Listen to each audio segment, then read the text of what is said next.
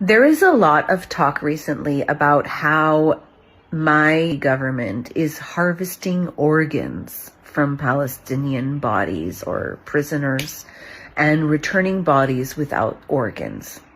As an Israeli Jew living in Tel Aviv, a brown Mizrahi Israeli Jew, I believe it. That is not easy for me to say at all. My country and government and military have a upsetting history of racism towards even brown Jews. My father and his family came to Israel in 1952 from Iran, and they were a family of 8 children, a family of 10 people.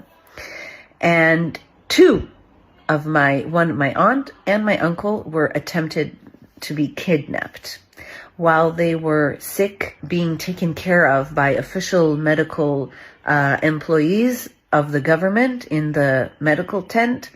They tried to kidnap my aunt, Yafa, and only because my grandmother was super alert and went there and heard her crying out in Persian, Maman, oh, Maman, oh.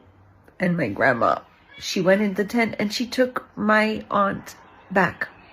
She didn't tell anyone. She took her back and no one came looking for her.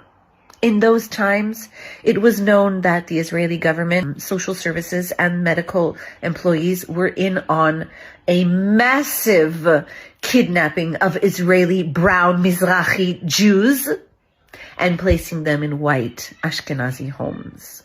So they tried to kidnap my aunt, and then a few years after they tried to kidnap my uncle David, they put him in the hospital. And she camped out of the hospital doors for 5 days, leaving her other children alone to take care of themselves because she did not trust the medical system.